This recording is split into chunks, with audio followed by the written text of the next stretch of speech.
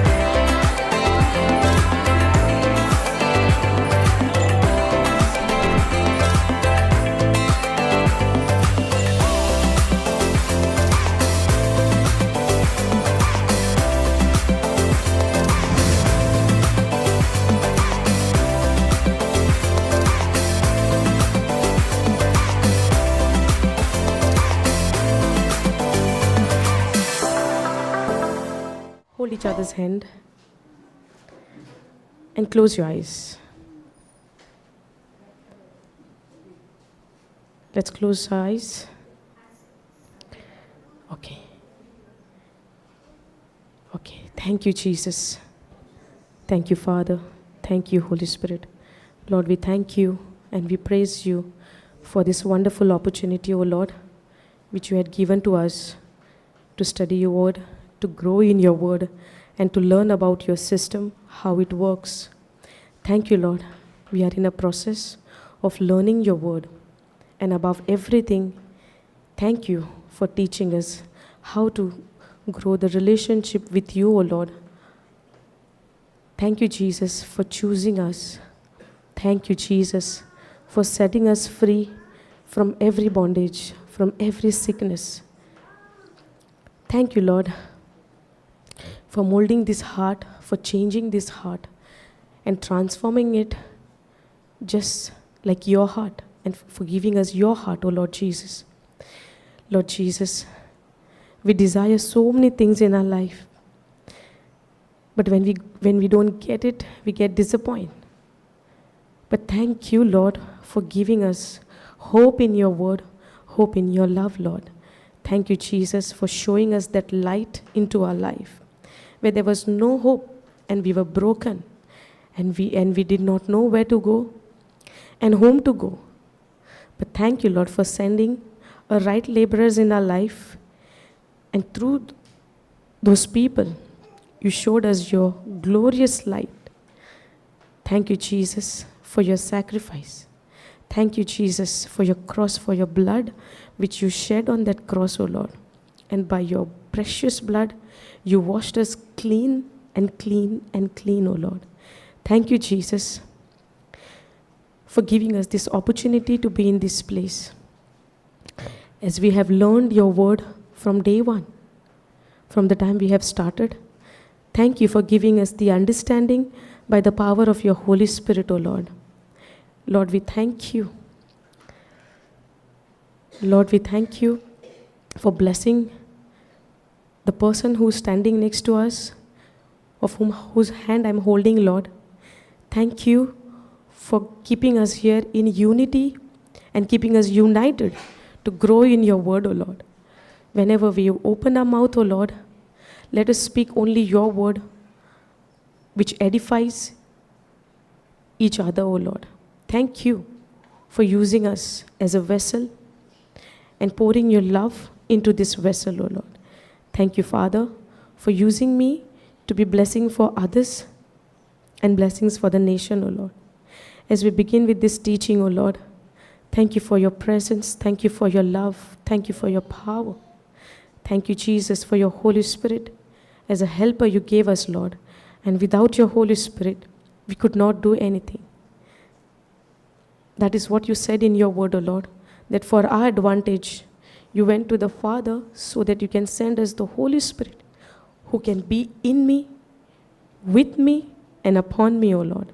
Thank you. Thank you, Jesus. Holy Spirit, thank you. Help us to understand what we study now, O Lord, and nothing of our own, but you know where we are lacking, where we are falling, what is happening in our lives, O Lord. According to that, thank you for touching our life with your precious words, O Lord. Thank you, Father. We make this prayer in the mighty name of Jesus. Amen. Hallelujah. Let's be seated. Hallelujah. Thank you, Jesus. Okay. So all of you learned how to heal? How to heal the sick? Yes? Only to lay the hand, speak the word and be healed, right? Yes or no? Listen to the question. Just lay your hand, speak the word, and the person is healed. Yeah, but faith. Today we learnt on faith. Yes or no? Hallelujah. Thank you, Jesus. Believing is needed, no? Yesterday morning we learned in the first session, to believe we need to hear the word first. Yes or no? We need to hear the word first. If we don't hear the word, how will believe if I don't hear anything? Yes or no? When somebody comes and tells me, there is something on your forehead. Is there a mirror around me to check my forehead? But do I believe and suddenly do like this? It means what? I believed and then there is an action which I did to wipe it. Yes or no? Without even looking. What if that person is just joking? But I believe, no? And how do I know that I believed? Because I did this. Yes or no? Okay. In the same way, when it comes to believing, when we speak about the worldly things, for example, there is something on your forehead or somebody behind you, please don't look behind. And we will turn and we will see. Yes or no? If I say there is something behind you on your shoulder, you will not do this. You will do, right? But did you see if there is anything, or you don't even know whether I'm saying it real or whether I'm just joking, but you will do the action. But when it comes to the word of God, we try to use our logic. Yes or no? Do we do that? But for natural physical things, we don't need any evidence. I don't need to check if it is there something on my shoulder or no. But I will do the action. Because I'm more conscious about physical. Yes? Correct me if I'm wrong. Yes or no? But when it comes to the word of God, we need 5-6 people to come and tell us. Yes or no? If I go to one person, it looks like, not enough. I need to go to somebody else. And then go there. No. Here also little something lacking. But when I open the Bible and when I check, when somebody comes and tells me something, we try to verify by going to multiple places, we can say, yes or no? But when somebody tells us, the Bible says in so and so scripture, so and so thing. For example, 1 Peter 2:24, very common scripture, yes or no? Everybody knows this? Say the scripture.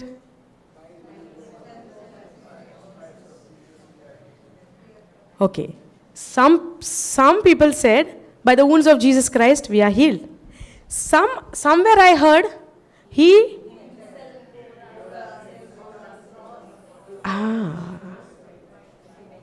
See the difference? This scripture has become by heart in such a way, we don't even know what says in the beginning. But what applies to my body, that I want to know. Okay, by his wounds I am healed. But what is that wounds about? Why is those wounds about? Yes or no? Okay. Can we go there? 1 Peter 2:24. Hallelujah. Thank you, Jesus. Can we make some noise in the house of the Lord? Hallelujah. Hallelujah. Hallelujah. Okay. It looks like you all are not excited. Then I don't know, because of me? Hallelujah. Okay. Who is...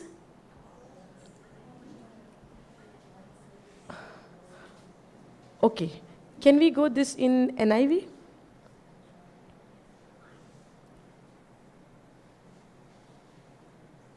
Next to NKJV? Don't know there. And okay. He himself... Who is that he? You'll know that. Then how come you are saying by the wounds of Jesus Christ I am healed? That's what the scripture says, 1 Peter 2:24. How the scripture starts? By the wounds of Jesus Christ we are healed? Is it? He himself, Jesus himself, bore our sins. Whose sins? My sin, our sin. Yes or no? What we did, now why it's called our sin?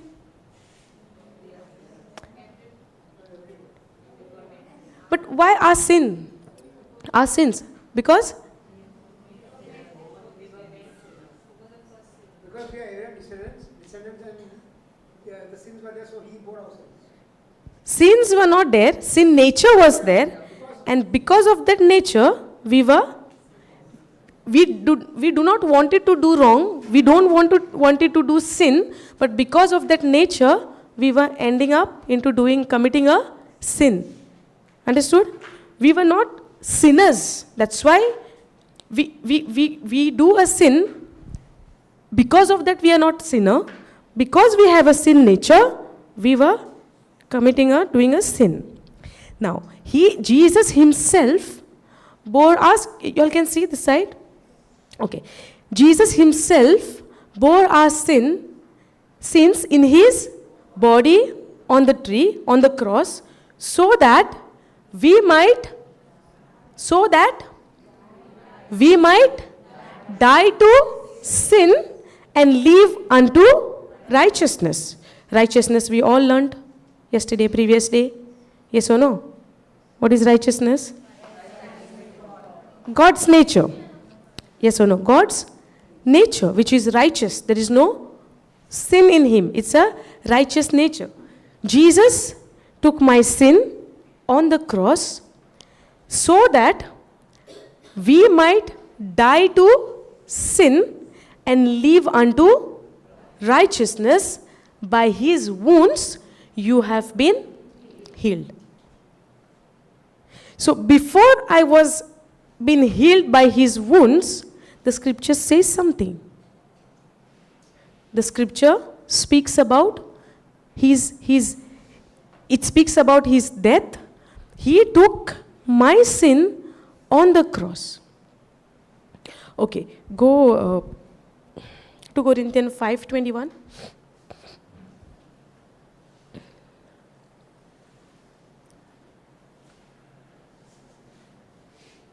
KJV will go. Okay.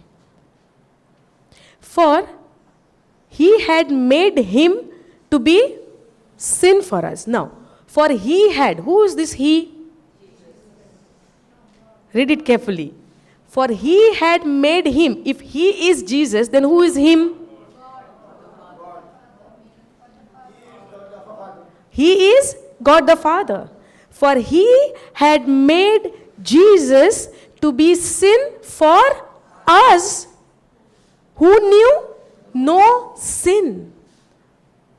Jesus knew no sin. There was no sin in Jesus. He did not deserve to be punished on the cross, but because of my sin nature, because of my sin, God had to make him, he made him sin for us who knew no sin, that we might be made the righteousness of God in him. So, there is an exchange took place. Do we see the word made? Made. What is the meaning of made? You were not like that. You were made. So I was not a righteous. No one was righteous. No, that's why we say it's a gift. Grace is also a gift. Righteousness is also a gift. The Holy Spirit is also a gift for us, given by God. Now, this righteousness is a gift. I don't deserve it. I did not earn for it. I have no good deeds in me so that I could deserve this righteous nature. Are you understanding? Okay. For God had made Jesus to be sin for us. Now, who deserved this punishment to die on the cross? We. Yes or no? We deserve to die on that cross because we were deserved to be punished because of our sin nature, because of our sins. Yes or no? But God so loved the world that he gave his only begotten Son, and whosoever believes in him shall not perish but shall have everlasting life. Whoever believes in Jesus. And we are waiting for everlasting life after we die. Yes or no? Okay. So, for he had made him to be sin for us, for he had made him who knew no sin. Understand this. For he had made him. He knew no sin, but he was made sin for us. He was made sin for us so that we could be made righteous who don't deserve this righteousness. When God created Adam in the beginning, was he perfect? Yes or no? Was he perfect? Yes. Is there anything lacking? Was there anything missing in him? Or it was perfect? Yes or no? And before even he created Adam, whatever man could require, God created everything. Or God waited for him to ask? Did God waited for Adam to ask, I want this, I want that? Okay, wait Adam, I will create something for you, whatever you need, and I will make it for you. Yes or no? In the house, what we do when children are asking, Mama, I want noodles. Mama, I want shira. Mama, okay, wait, I'll make it and I'll give it to you. We do that. But did God waited for Adam to ask and then he will give? Or God, he knew beforehand whatever man would need it and everything he created. And then at last he formed man. Yes or no? Now what happens? When we want something, what we do? Lord, I want this, give me. Lord, I want that, give me. And if you don't give me, you don't? Are you all there? If you all are there, let God's people say hallelujah. Hallelujah. Okay. So now what we do, if there is something missing or lacking in my life, if I want something, do you all have your wants or you all don't have anything? Huh? You are all satisfied? Don't want anything? If you all was not wanting anything, I would have seen these chairs all empty. Yes or no? Something is there, that's why we are here. Yes or no? In the beginning, I also had gone for that reason. Whatever it is, I wanted something for myself, personal, my own desire. I had it. That's why I had gone and I was sitting like this and I was waiting. God will be pleased with me because I came all the way from Goa to Mangalore. So He will be very happy. I did not know the address, still we left. I kept the baby at home and I went. Now God will be happy.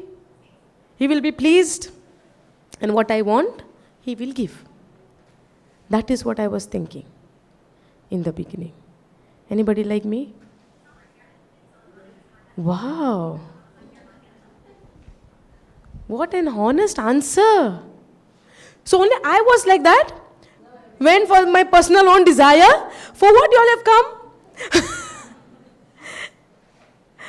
You all don't have any desire in you? Are you all feeling sleepy, tired? We'll stand and do the retreat session. Like how I'm standing, you all also stand and listen to me. Is it? Brother saying, no, I want to see. He did like this. No, we want to sit. You stand there as long as you want. Huh? Praise God. Okay, we have a desire, right? If you all don't respond, then I don't know what to say, what to preach. I don't know how to continue, where to continue. If you respond me, then only we can go ahead, no? Okay, so we have a desire. We want something in our life. That's why we are seeking God. Yes, brother? Yes or no? We seek God for what? We want something, right? So when we come here, when we come for the retreat, when we come for the Word of God says, only believe and have faith in what you don't see. That's what we get here. Yes or no? For example, you have a desire, you are craving for maybe, you are craving for Chinese food. Then where you go? And then when you go there, you don't see the food. And then you say, give me this, which you don't see. Is it? For example, try to understand. For example, if we are craving for Chinese food, okay? So when you go to the Chinese restaurant or wherever, then you're craving for some particular food. And then when you go there, you don't see that food, but you are saying, okay, give me this, what you don't see. Is it like that? No. When you go there, you see what you want. You see, right, what you want? When you go there, okay, for example, you say you want ABCD is there, okay? Now you want C. Then you say, okay, give me C. I'm ready to pay for this C. And you have money, yes? Now you see the C. Huh? When you see the C, not S-E-E, S-E-A, S-E-E. When you see the letter C, is it confusing? The food name is A, B, C, D. Okay? This is not a school, okay? Huh? No, C only. Let me see if they are attentive. So, no, I'm not taking the name of the food. Okay, I'll just name them A, B, C, D. So, if you go there and now you want the item, that food item called C. Now, when you see the C, what will you say? I want this C which I see. Yes or no? Yes. You will go there and you will tell to the shopkeeper, the restaurant person, I want this C which I see. Can you please give me the C which I see? Because you see it. Yes or no? So the reason why I'm telling you this, because when you go to the restaurant or wherever on the shop, and when you ask for the C item, which you can see, you see it, you purchase it, you bring it home. But when you come for the retreat, all the time you're listening, believe in the unseen, believe in the unseen, believe in the unseen. Yes or no? Are you all getting it? Yes. Yes, no? So, there is a difference. When you go for the worldly things to buy, to fulfill your flesh desire, you see and you get it. Yes? The matter is only you pay. Yes or no? But When you come for the retreat, we only read, but we can't see. And then what happens? I am so used to believe in the seen things. So when the things come from the Bible, which is the written word of God, all the promises of God, which is already yes and amen in my life, when I believe in Christ Jesus, but now in the beginning, when I see it, when I read it, I can't see it, but I have to believe it by faith. Yes or no? Are you getting it? Praise the Lord.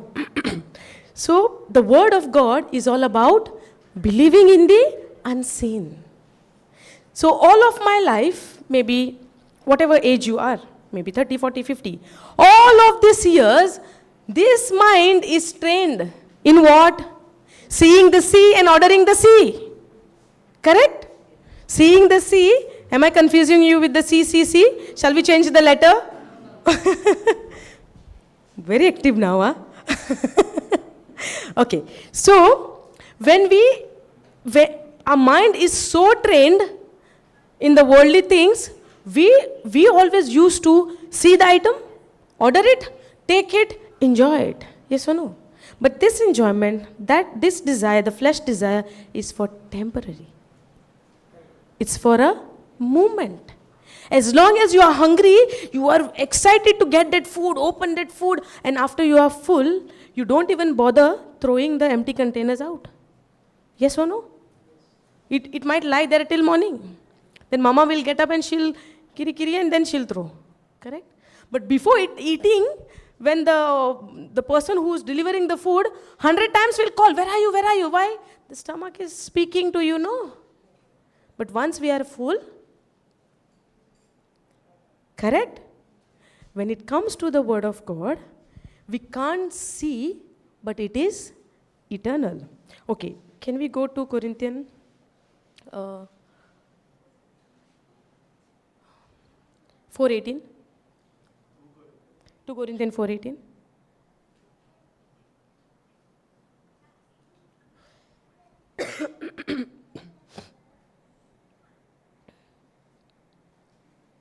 Okay. While we look not at the things which are sin. Again, see sin. Don't get confused, okay? Now it's not let us see, it's sin. While we look not at the things which are sin, but at the things which are not sin. Now, what is this sin? What is this sin? You see it with your eyes. The evidence you see with your physical eyes. Where we see it, no? And what is not seen things?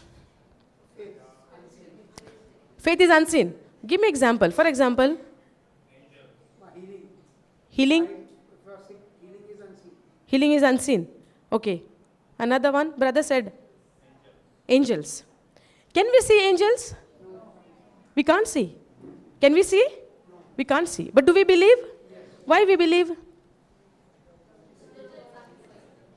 Because it is written. Okay. It is written in the word of God that angels are there. Orally, everybody 100 out of 100. Okay. When you ride a bike, all are riding, at least two-wheeler, except the children. I'll tell your mama to give you a bike. But you have to cross 18, huh? Okay. Riding, everybody riding, okay? Have experience on the road, okay. So now we say angels are real because it is written in the word of God. Okay, now, orally we said it. But how many times when I leave from my house, I believe and I see with my spiritual eyes that angels are there? How many times? Do we remember? Do we remember? Do we remember? Honest answer. Huh? Only honest people will speak. Do we remember all the time the angels are there? Do we remember? No. But do we forget a key in the house and we go out and to drive the car? Yes. You forget? Some say no. Sometimes, but all the time? No. Haan. But how many times we are forgetting angels that they are there to protect us? Most of the time. Forgetting key sometimes. Yes or no? Hurry, hurry, you went. But usually we don't forget. Because without key, how we'll go out? There is no point only, no, you're going to ride or drive your car or bike without the key. The first thing you'll go to the table, grab your key and then you'll go, no. Correct, no? But angels, how we forget? Are we used to believe in the seen or in the unseen? Seen? Because this mind, all of these years is trained for sin. Yes or no? Sin. Now, why we say that you have to meditate on the word of God day and night? Do I say this or God said to Joshua? God said, the Creator said that you have to meditate on the word of God day and night. Yes or no? If it was not important, then why God would have told him to meditate? He would have said, no, only daytime enough, and night you sleep. Because night I made to sleep. Night is to sleep, no? But why God is telling? Not leaving us at night also. Why is that? Why He's telling day and night? We are not in the scripture there, but it's written there. Meditate therein day and night. Why is that day and night? So that whatever I read, whatever I meditate, whatever I see in my physical eyes, I read it, I meditate it, so that it will remain in my mind, in my heart, and I will not forget about it. That I will be all the time knowing that God has put His angels charge over me. Then it will not become most of the time, it will become every time.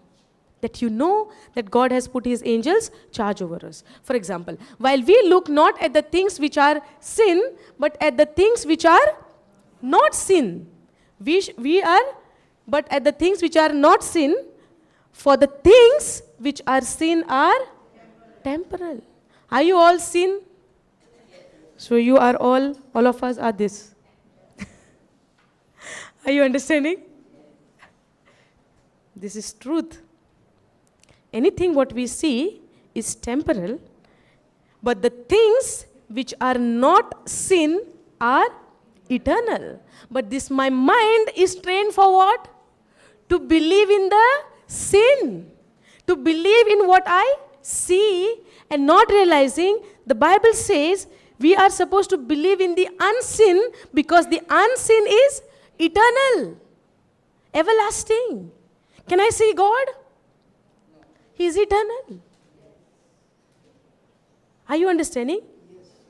Thank you, Jesus. Now, when we say, while we look not at the things which are sin, but at the things which are not sin, for the things which are sin are temporal, but the things which are not sin are eternal. Can I see my healing? No. Can I see my healing? But how do I know that healing is already done? The pain is absent. If the pain is still there, it means the healing is not done. Yes or no? Yes. Raise your hand who's saying yes and raise, okay, yes. If the pain is still there, healing is not done. Correct? Okay. How many of you all agree with this? Brother, nobody agrees with you. Why is that? Yes, tell me. You agree with what? He said if the pain is there, healing is not done. Sister.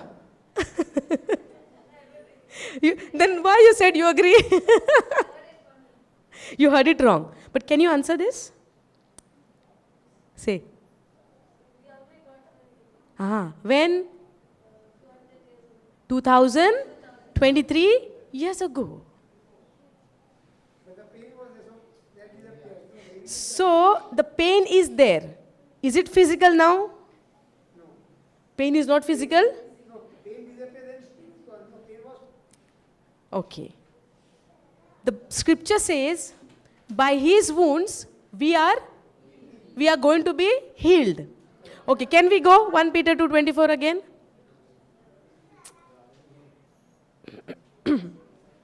Some say already healed. Even pain is there, we are healed. Then why you got praise? Now somebody had prayed, sister prayed over her. Okay. Over whom? Somebody asked questions. Sister did not pray over her, she spoke. Praying is different, saying is different. Okay, we'll come to that. Who his own self bore our sins in his own body on the tree, that we being dead to sin should live unto righteousness, by whose stripes you were healed, or we will be healed. Is it past tense, present tense? Past tense, okay. But I understand, this is a natural mind is telling pain is still there, it means we are not healed. So it means what? Healing is not done. Yesterday when we learned about spirit, soul and body, I'm not going in detail there. Let's understand from there. So man is into 3 parts, triune, spirit, soul, body. Now what is spirit? How God created man? In the spirit. Like him, in his image and likeness. Correct, no brother? How God created us? In his image and likeness. And God is a spirit. So man is a spirit. So pain is where? In the spirit or in the body? So who I am? Body? Confused now again and again?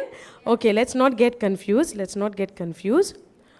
God created man in his image and after his likeness. God is a spirit. Man is also a spirit.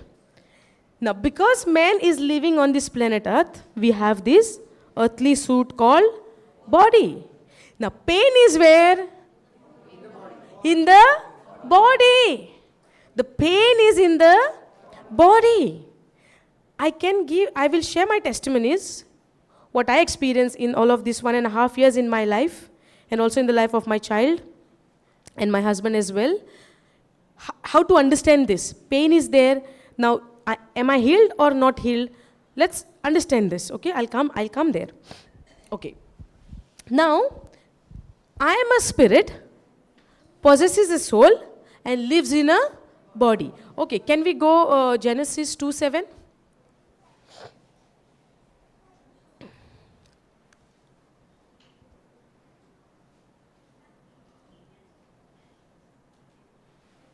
And the Lord God formed men of the dust of the ground. Okay? Men. Now this is what we are having is dust of the ground, and one day it will go to the dust. Yes or no? And what am I considering? Pain in the body, pain in the body, pain in the body. Yes or no? Yes or no? Okay. And the Lord God formed man of the dust of the ground and breathed into his nostril the breath of life, which is the spirit, and man became a living soul. What happened first? Breath of life, God put into my nostril, into man's nostril, and man became a living soul. So now, man is a spirit, possesses a soul, lives in a body. Understood? Now, can I see my spirit? No. According to 2 Corinthians 4:18, what do we see? Seen things are temporary. Can I see my body? So is it eternal? No. Can I see my spirit? No. But is it eternal? Yes. Those who believe in Jesus Christ, they will have everlasting life. In a physical body or in a spirit? In a spirit. Are you all understanding? Hallelujah. Okay. So now, over here we see pain. No pain we are talking about. Now, when we have a physical pain, what do we do? What do we do? Yeah. And after that, when we are in the Word, what we'll do? We will? When we are in the Word of God, we will speak to the pain. Yes or no? Now what we are learning these days, brother, I understand because you joined today.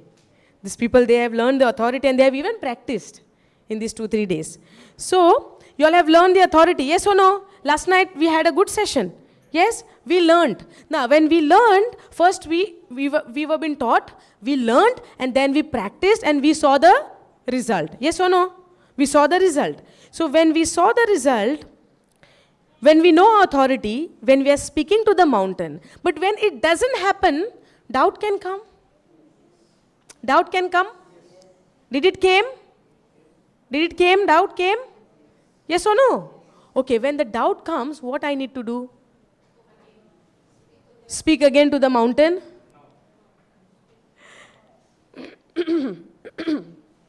Okay. Can we go to 1 Peter 2:24? Confusing, no? When we understand this, no, for me also it took time to understand. But when we understand this, no, then it doesn't become like, doubt will not come. For sure, doubt will not come. But if the doubt comes also, no, you can speak to that doubt. You have no authority in my mind because I have a mind of Christ. For every problem, for every confusion, there is a solution in the Bible itself. But I need to know the answer, to know my authority, how to speak to the mountain, and even it looks like the mountain is not moving, at the same time, the Holy Spirit is with me to teach me, to guide me. Don't believe if the mountain is not moving, maybe in your eyes it will look like. But just like when Jesus cursed the fig tree did not died at the same time from up, but it died from the root. But when it died from the root, Jesus knew that it's already dead from the root. But did the disciple knew? Because when they were coming next day, that time they spoke about it. Yesterday you cursed and it died. But actually it died on the same day. For example, have you all seen a flowers? Flower shops, garden. We see beautiful, beautiful roses, daisy flowers. Yes or no? Different kinds of flowers. How fresh they are. How alive they are. Yes or no? How alive they are. Yes or no? Fresh, looking alive. How alive they are. Yes or no? Some saying yes, some are saying no. I don't know. Brother, when you see on the shop, they are alive. But They are still living. They are not dead. Dead is when they fall off, they become totally dry. when we see a rose, when it is connected to the pot, to the what do you call that? Root and then stem. When it's connected, it's alive. The moment you cut it, it's dead. Just because it looks fresh, that doesn't mean it has life in that. It's dead. It's dead. The fig tree was dead from the root. If root is dead, how can we call this tree alive? Understanding? In the same way, when I speak to the mountain, when I speak to my pain, after speaking to the pain, after speaking to the mountain, if the pain is still there, I should not go with my feelings that I feel the pain, but I should believe that it is dead and left me and it's already into the deep sea from where it cannot come back. That is called faith. That you believe not what body is telling you, I am still there, the pain is still there. But I need to believe in the written word of God. Because Jesus said, if you have a faith like a mustard seed, you can move the mountains. Yes or no? Yes. So is it possible moving the mountain? Or is he telling us to go and move the mountain for what reason? Is Jesus telling me to go and move the mountain because it is written in the word of God? Or mountain is the problem, mountain is the sickness which I have in my body? The sickness or problem, whatever is happening in my body, that is a mountain. When Jesus speaks about the parable, that doesn't mean Jesus is speaking about the mountain. When he's speaking about the salt, it's not that he's actually speaking about the salt. He is giving a parable so that we can understand with a lively examples. Are you getting it? If my body is telling me the pain is still there after me commanding to the mountain, that does not mean according to the word of God that the mountain is still there. The mountain has already been fallen into the sea when the moment I spoke. But when I speak with authority by knowing who I am in Christ Jesus. Are you understanding? Because many times I have experienced in my life, I had spoken to my pain, what is happening in my body, but the pain is still there for 1 day, 2 days. But I'm no more focusing on that pain, because now I know once I have commanded, it is done. And now this is the lie of the devil who comes to deceive me. But there is no entry in my life for that pain anymore, because I believe in the written word of God. Are you understanding? So when the scripture says, by his wounds, by whose stripes you were healed, it means I am healed. Now, where is the healing? Whose spirit? God's spirit or my spirit? And the day I received Jesus, my Lord, God and Savior, my spirit and God's spirit is become one. Hallelujah. Thank you, Jesus. So now, when I accepted Jesus as my Lord, God and Savior, I am born again. I am a new creation in Christ Jesus. The old nature, my old self, is already been crucified on the cross. Now, because I have this physical body, I will experience one day sickness, one day problem. But that does not mean that is real. That is only the fact. And truth has the power to change that fact. Are you understanding? The truth has the power, because the truth is telling me you were healed. It's in past tense. Jesus died on the cross not only to forgive my sin. Yes, my sin nature is crucified on the cross. But the sickness which I was getting in my body is because of that sin nature. So now, as long as I am there in this planet Earth, till the coming of Christ, when I face the problem in my body, God has given me the authority to speak to the problem. But when I speak to the problem, there should not... Okay, can we go Mark 11:23? Hallelujah. Are you understanding? Let's not go in a different teaching. We learn this only. Authority, the righteousness, who I am in Christ Jesus. When we study it again and again, every day same teachings are getting repeated. That's how it's going to remain in me. Yes or no? And then when I continue, if we come with a different topics and different things, then what happens? I don't know where to study, where to go and what to do. Correct, no? Correct. Okay. Now, let's see what... Now, it is written in red color. Now, who's speaking? Jesus is speaking. Yes or no? Or I am speaking there? Okay. For verily I say unto you, that when preacher shall say unto... Sister, only you are paying attention? By heart. That's why you understood I made a mistake. Okay. For verily I say unto you, that whosoever shall pray unto this mountain,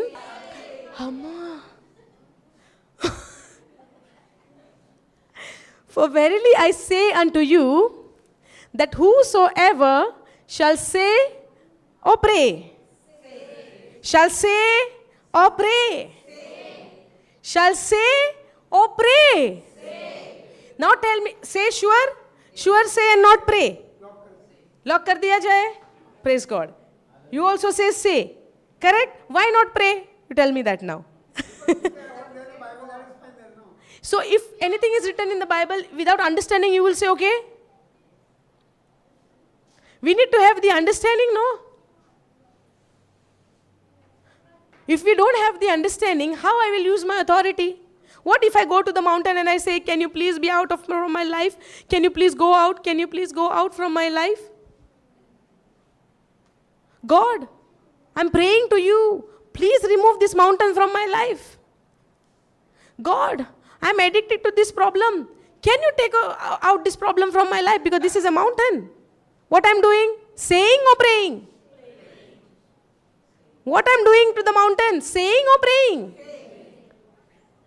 If I'm addicted to watching TV, God, I have an addiction of watching television, watching the dramas, watching the serials for time pass. I'm not getting anything to study the word. Please, I pray to you, tell this mountain to go out from my body, from my life. Understanding? But what Jesus is telling here, for verily I say unto you, that whosoever, is it whosoever or only the preacher? Do you come in that whosoever? Yes or no? But there is a condition. There is a condition, okay? I have not given any condition for you all. The scripture itself is giving conditions. Are you all ready for that condition? Are you all ready? Sure? Lock किया जाए? करेंगे? सीखेंगे? Praise God. सीखेंगे? Practice करेंगे? Result भी देखेंगे और दूसरों को सिखाएंगे. Correct? Hallelujah. For verily I say unto you that whosoever shall say. Okay. We'll stop here. I'll give one more example. For example, somebody's come to your house, okay? You are in your kitchen cooking something. You cook sometimes, brother? You know, the people who sit in front, no? I mostly ask question for that only. Ask this sister. Last time we had Konkani retreat, she was sitting here. Can I share? Can I share? Not everything but dollars. First day, she's sitting here and I'm asking and asking and asking. The next day, I saw her that side. Hallelujah. Okay. If the question doesn't come up, we don't learn in a right way. Because when question comes, either I will have the answer or either I will not have the answer. But if I have the answer, it's okay. If I don't have the answer, I'm curious to know the answer. When that curiosity comes to know the answer, I will never forget this. Yes or no? Okay. When I started in this JCILM, studying the Word of God, like you all are sitting, there was so much teachings on this. Say, pray. Like that, how I learned. Because when I don't know the Word of God, we are praying to our problems. Yes or no? We are praying. Correct, no? We are telling God to take this mountain from my life. Many a times people say, if God's will, no, definitely it will happen. Today we took example of disciples and Jesus in the boat, where Jesus was in the swimming pool. I was laughing for that. Because all the water came in the boat. What Jesus would have said, if God's will, no, we all will be saved. And then what happened? What would have happened? Huh? What would have happened? If Jesus also, they say, Master, we are dying. Please save us. Jesus got up and would have said, oh, nice swimming pool, let's all swim in there. And say, God, if it is your will, do something. What would have happened? Correct, no? So there is a time to say and there is a time to pray. But when there is sickness, problem, any kind of situation, mountain, when it is there in our life, it is a time to pray. Praise God. It is a time to say. Are you understanding? Now, for verily I say unto you that whosoever shall say, shall we all say that say? Say, shall say unto this mountain, be you removed. Be you removed and be you cast into the sea. Till here understood? Be you removed. For example, there is a pain in my knee and I'm speaking to you pain which is there in my knee. Be uprooted and go and fall into the sea. Now, when you speak to this mountain, now comes the condition. Pay attention. Be thou removed and cast into the sea and shall not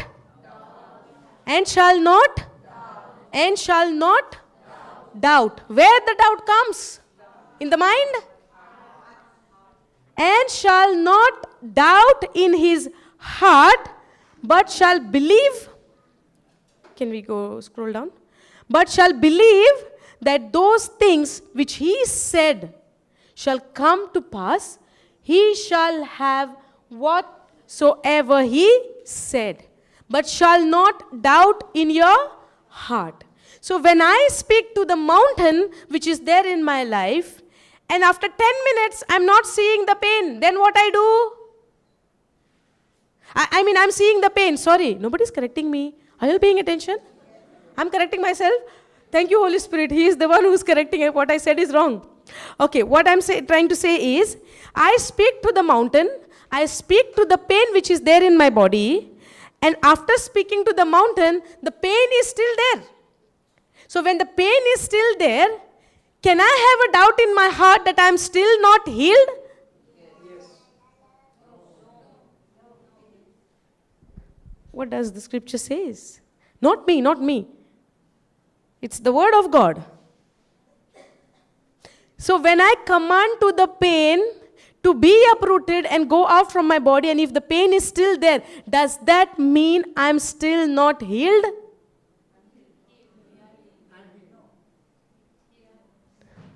Sister, you said you have by heart the scripture. Now you are giving the opposite answer. The problem is where, we make everything by heart, but sometimes miss to understand the meaning. We miss. We become so excited in knowing the scriptures, and at last, it's natural, it happens. Why it happens? Because we need to ponder on each and every word. Every word needs to be pondered. We need to meditate. Now, why God is telling meditate on the word of God day and night? Because of this reason. Because of this reason. Okay, we'll come back to this scripture. Can we go Joshua chapter 1 verse 8?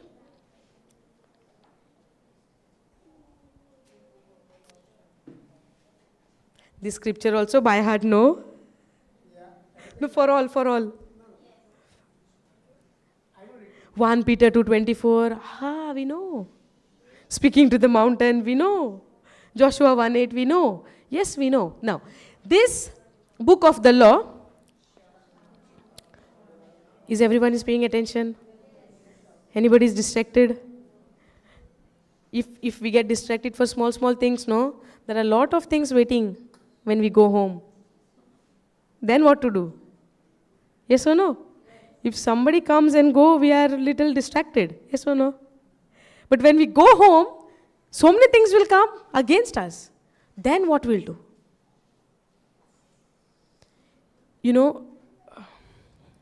Whatever we are speaking, whoever comes here, nobody is perfect or was perfect. We all are learning. In the beginning, I was more than you all. Now also, we are in a process to learn.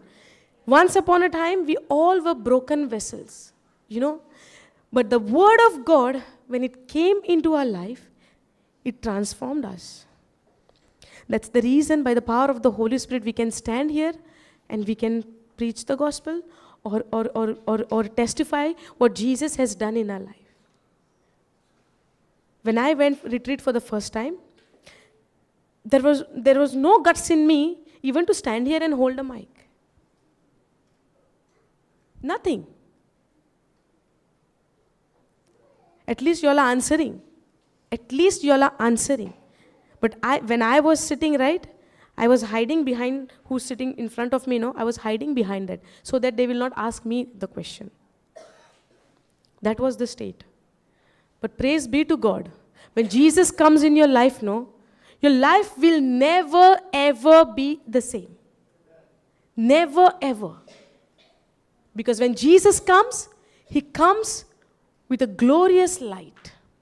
And this light will never go down. It will become brighter and brighter and brighter and brighter. It will go from glory to glory to glory to glory. It will never go down if Jesus is in the center. Condition, if Jesus is in the center of your life or of my life, anybody's life. Because when Jesus comes, you will never ever be the same person. We saw the life of Peter. Yes or no? Before he denied Jesus, he even said, Jesus, if this all of them, if they leave you, right, if they betray you, right, I will never leave you. But he was the first person when he said, I don't know Jesus. You know why? Because that time he was depending on his mind, his ability, his strength, his thinking. I will not leave Jesus. It's not that I will not leave Jesus. It's that Jesus don't leave us. But on the day of Pentecost, when they were in the upper room, when they were filled with the Holy Ghost, when the Holy Spirit came like a fire, and that Peter, who was scared, he was scared of the Pharisee, of those people who has arrested Jesus. He was scared and he was hiding. That same Peter, when he was filled with the Holy Spirit, he became bold. Because that day, it was not his ability, but it was the power of God which came from above. Are you understanding? And that day, he spoke in different languages. And not just 1, 2, or 3. 3,000 people gave their life to Jesus when he proclaimed the gospel. That same Peter. Before the Holy Spirit, he was in his flesh. And after the Holy Spirit, he was, by the power of the Holy Spirit, he spoke the good news. He spoke about Jesus, and 3,000 people gave their life to Jesus. It's a question to all of us believers. Because when this retreat happened, like healing retreat, it's not that anybody's come fresher. We are come to learn, right, how to do the healing. But before doing the healing, I need to know my Jesus. How this healing is happening. Are you understanding? We need to believe that even the pain is there. I need to believe that it is done already. I am healed already. Are you understanding? But before that, I need to know my Creator. I need to know my Jesus. By whose authority I am doing this? I need to have the knowledge of that person first, that God first. If I'm not in a relationship with Jesus, if I don't believe in Him, enough faith, like I can say, okay, I believe in Jesus, but I'm not stepping out in faith. I will see any change? Yes or no? When we see the life of Martha and Mary, both were believing. Yes or no? Both were believing. But when Jesus went there to raise Lazarus from the dead, what happened? Do you know what happened there? Martha said, I believe, I believe. When Jesus was speaking to her, she said, I believe. But when Jesus said, take the stone, in the side from the tomb, Martha said, no, it's been 4 days. There would be bad smell. Is she believing? No. But she said she's believing before. Your action will say, our action will say, if I'm believing or no. That's why the word of God says, when you speak to the mountain, believe in your heart that it is done, and it will be done. Whatsoever you said, it will be done to you when you believe. Are you understanding? So many examples. If we check the whole Bible, if we check the whole New Testament, if we see the first 4 Gospel of Matthew, Mark, Luke, and John, we see the life of Jesus. So many miracles He has done. Even one time, Jesus was not in doubt, was not in unbelief. Never ever. Whatever situation came in His life, He did it. When He encountered the storm, when the disciple went to Him and he said, we are dying, there is a storm. What did He do? He got up and He spoke. Be calm. And the storm was calm, the sea was calm. Yes or no?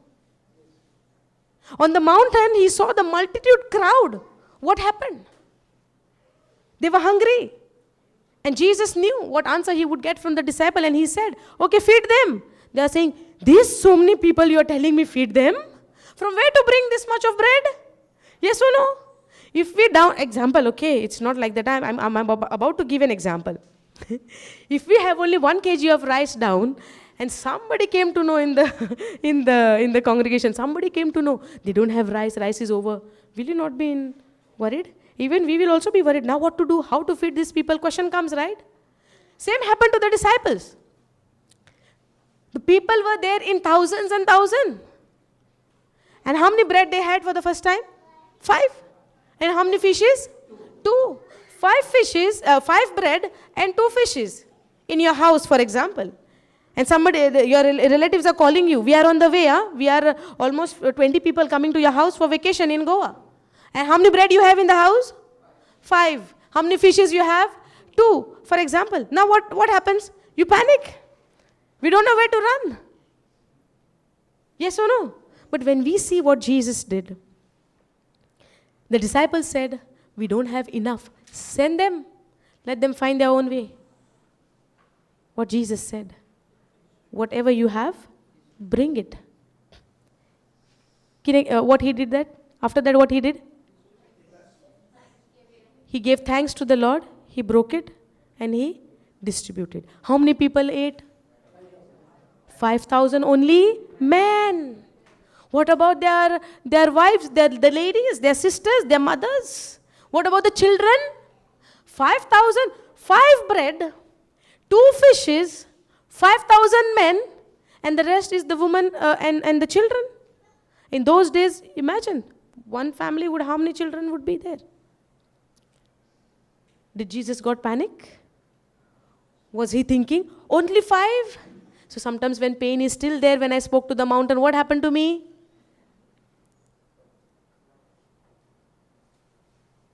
Are you understanding? Are you getting it? Praise God. Hallelujah. Okay, now, over here, when we took this scripture, over here, the word of God says, this book of the law shall not depart out of thy mouth. Who is speaking to whom? Who said to whom? I'm not a teacher, okay? School teacher. I'm only teaching the word of God. God spoke to Joshua. What he's telling? This book of the law shall not depart out of thy mouth. Now, what is the meaning of this? What is the meaning of that? THAT, that. What is that? Can anybody tell me this and that? This is saying this book, the Bible. Yeah, no, I'm asking what is this and what is that? THIS, this, THAT, that. This is?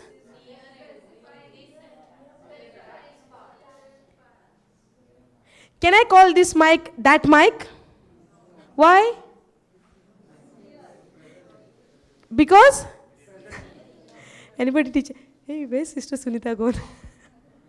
If I make a mistake in English, she will correct me. Okay. This mic I'm saying because it is very near to me, because it is with me. Near to me means with me. When I'm speaking about this camera, what will I say? This camera, that camera. The difference is when I say this, it means it's with me. When I say that, it means it's far away from me. Not with me or away from me. So when we need to understand more on this. Now what God is telling?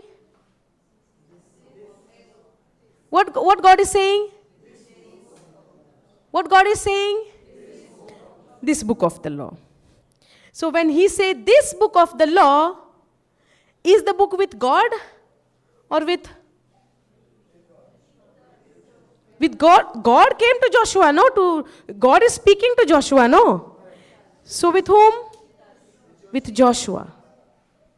God is saying, this book God is saying, this book of the law, now God is saying to me, this book of the law which I'm holding, it means the word is with Joshua. This book of the law shall not depart out of thy mouth. It should not depart out of thy mouth. So what should be there in my mouth? And what do I speak all the time? Word of God. What do I speak? Word of God. What do I think? Word of God. What do I dream? Word of God. What do I speak to others? Word of God. Yes or no? Whoever is saying yes, no, turn the camera, take the picture.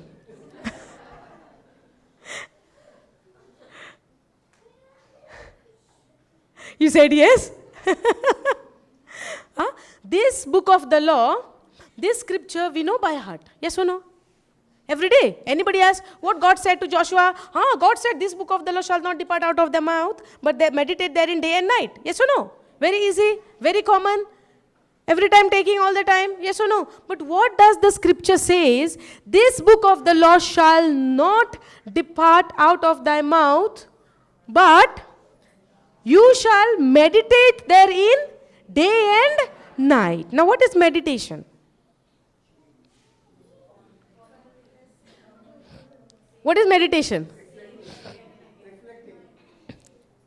Meditation is saying again and again. bringing it to mind, reflecting, recollecting, pondering.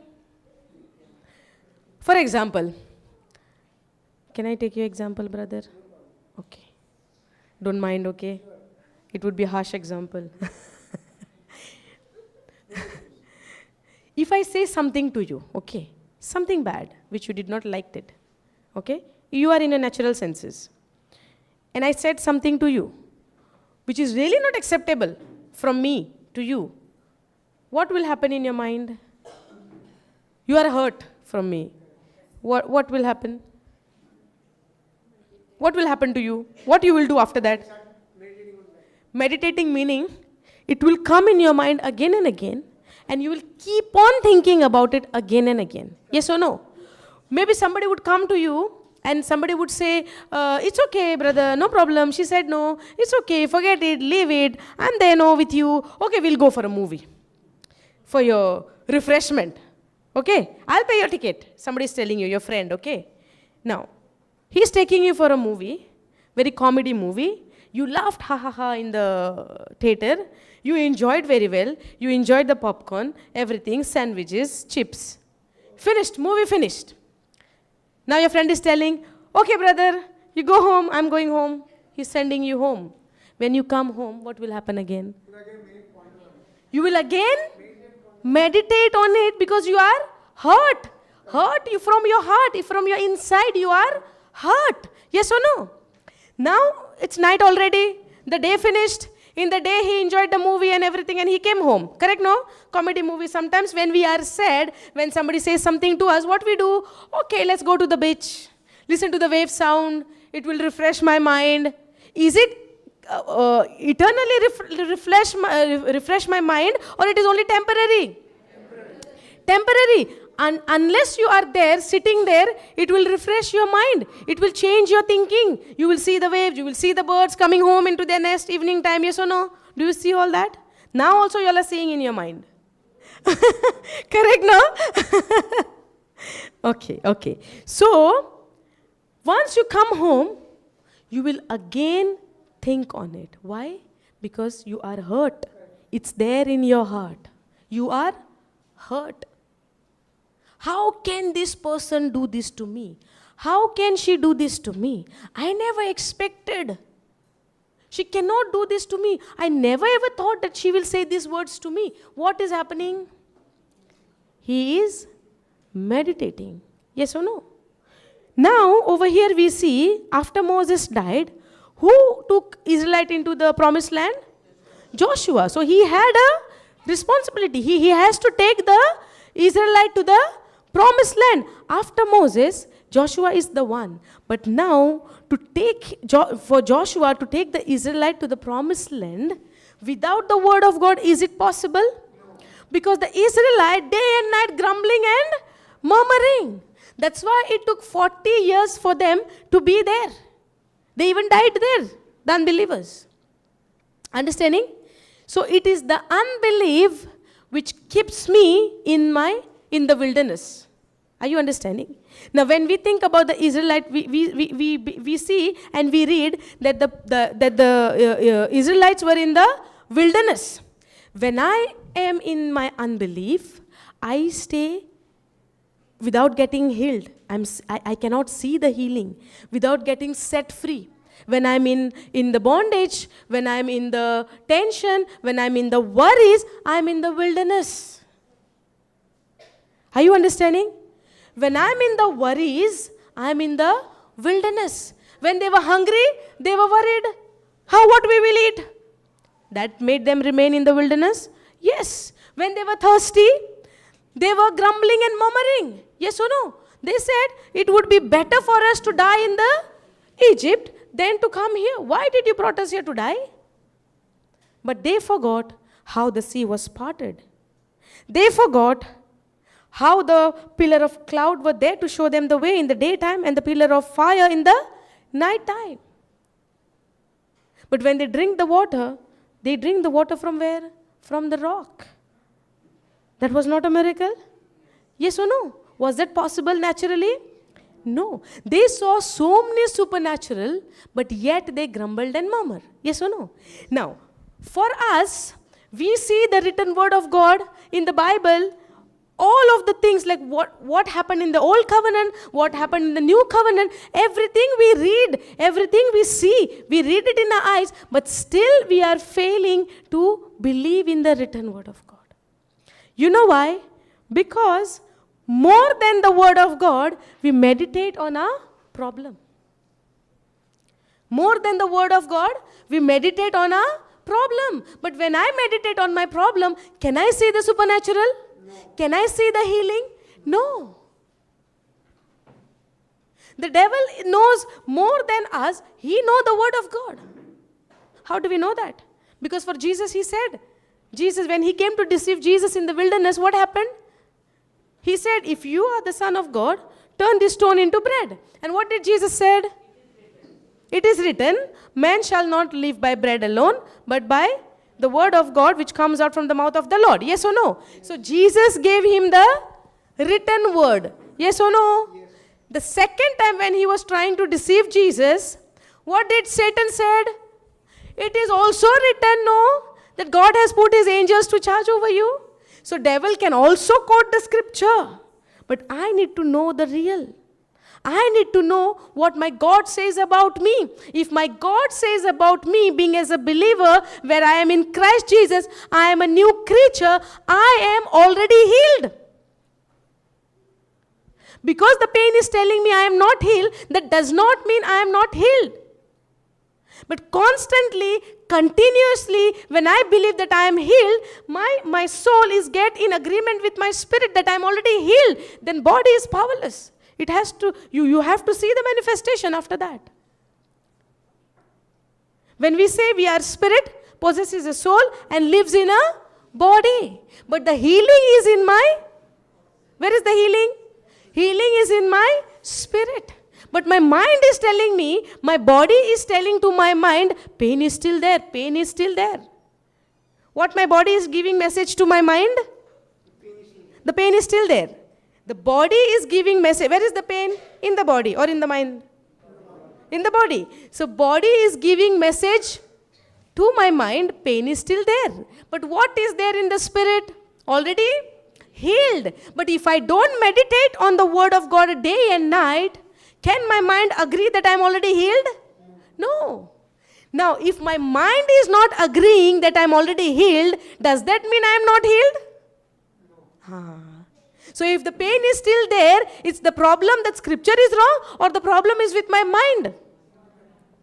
Now you understand? Praise God. Hallelujah. So if the pain is there, that does not mean that I am not healed.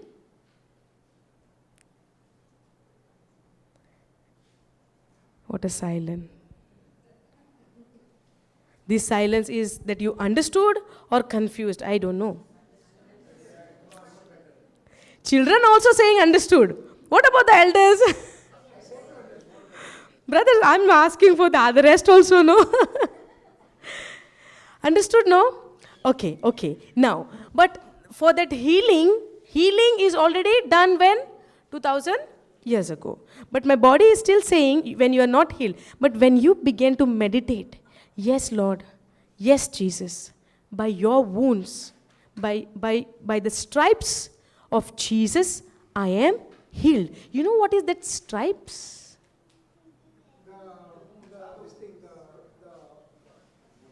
The whip. It's not just wounds. Some translations say it's stripes of Jesus, we are healed. So when I meditate, when I say by the wounds of Jesus Christ, we are healed, what I ponder? My pain, my sickness, my body is paining, for me it is hurting. But the Bible says, you are not healed by your own wounds. You are healed by the wounds of Jesus. And how did he got those wounds in his body? With the stripes, with the whip. One whip could bring out his flesh from his body. When you ponder on this, when you meditate on this, then the Holy Spirit began to teach you. Why do we say by his wounds, by his stripes? When we walk somewhere, and when there are many plants with the thorns, right?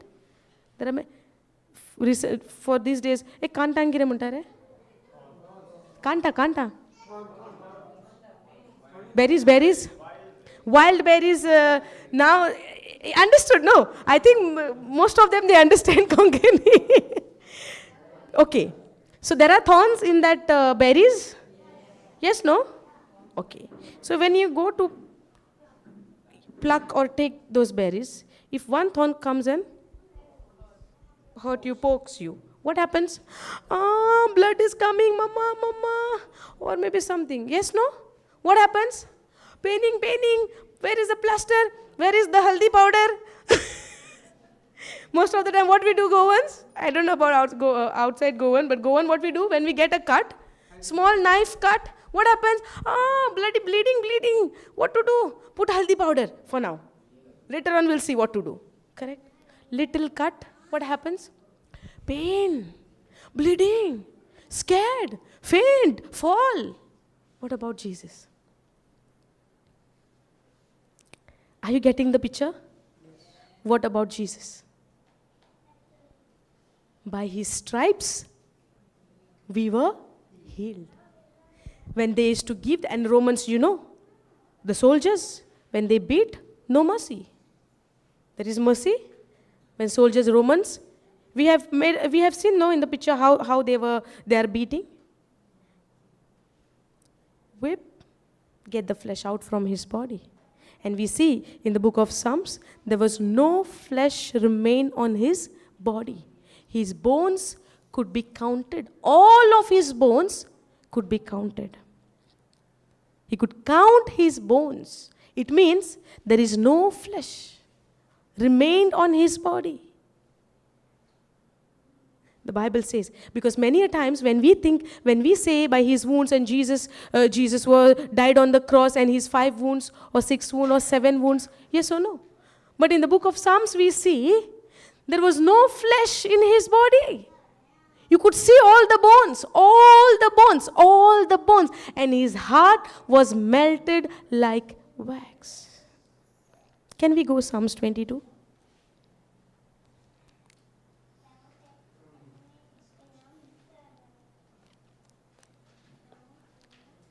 14, 13 onwards.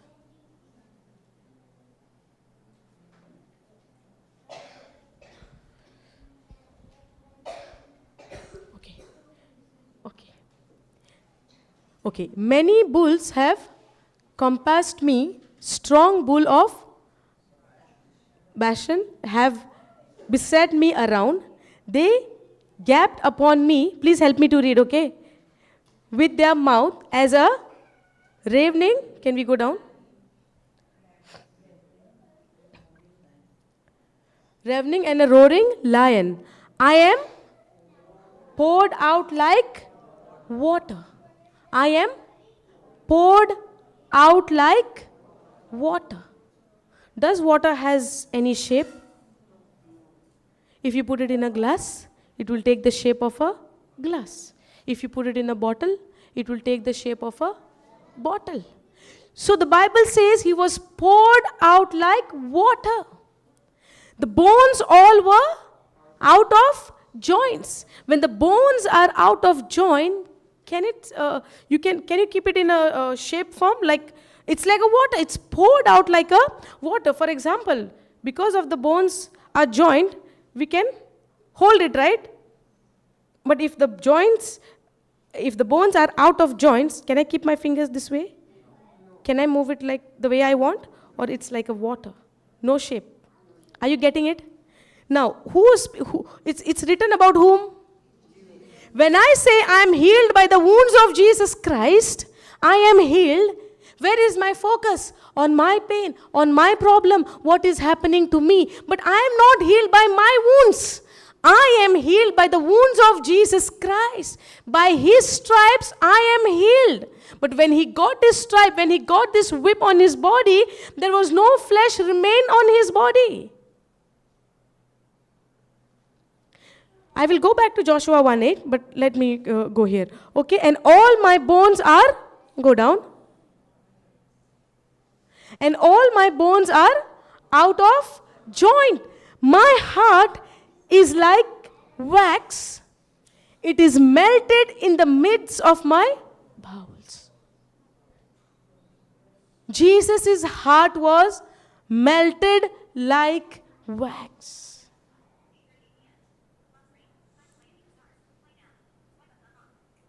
Are you understanding this? So it's not just 1 Peter 2:24, by the wounds of Jesus Christ, by the stripes of Jesus Christ, I am healed. I need to know what kind of death he went through. So when I meditate on this, will I remember my pain anymore? Will I even consider what is happening to me? But God is so kind. He is so merciful. He is so loving that by his wounds, by his stripes, we are healed. Are you understanding this? Praise the Lord. So when I speak to the mountain, as we saw, when I speak to the mountain, when I speak to the pain, if the pain does not leave me, can I doubt in my heart if the mountain is not moving from my life? Or do I have to believe like a fig tree? When Jesus cursed that fig tree, it died from the root. Sometimes the result would be instant. Sometimes you will experience as the days goes. But if the days takes like 1 or 2 days, that does not mean the tree is still alive. The mountain is still there. But what is there is the lie of the devil who's trying to show you and to deceive you.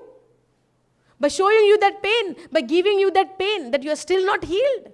And you are confessing by the wounds of Jesus Christ you are healed. I might not know, I might not understand. When I say by the wounds of Jesus Christ I am healed, I might not understand what happens in the spiritual realm. But devil, he knows. That's why he come with a lie. Pain is still there. Let me go and try again. Let me go and speak again. But when I speak again and again, is this my belief or unbelief? Because Jesus said, when you speak to the mountain, you believe and don't doubt in your heart. Are you understanding? It's not only for my healing. When I go, now as we have come yesterday, previous day, I have seen when sister has asked, how many of you all have come to learn how to heal? Yes or no? Many hands were up. Correct, no? So when I go and try to heal or practice the healing on somebody, and when I don't see instant result, what will happen? Doubt will come, no? But what Jesus said, when you speak to the mountain, do not doubt in your heart, but believe that whatsoever you said, it is already done.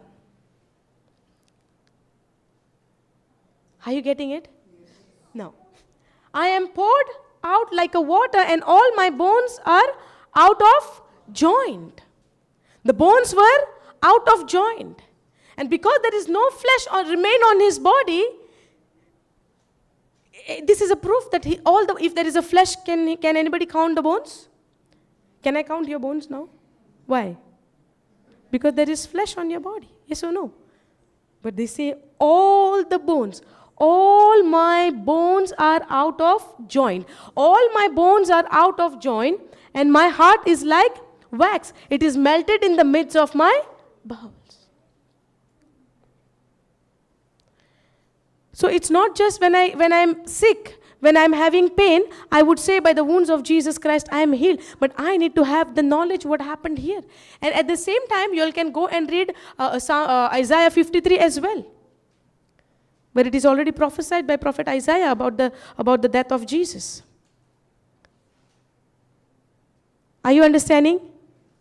Okay. Can we go back to Joshua 1:8? Time is running fast. Okay. This book of the law shall not depart out of thy mouth. So this book of the law,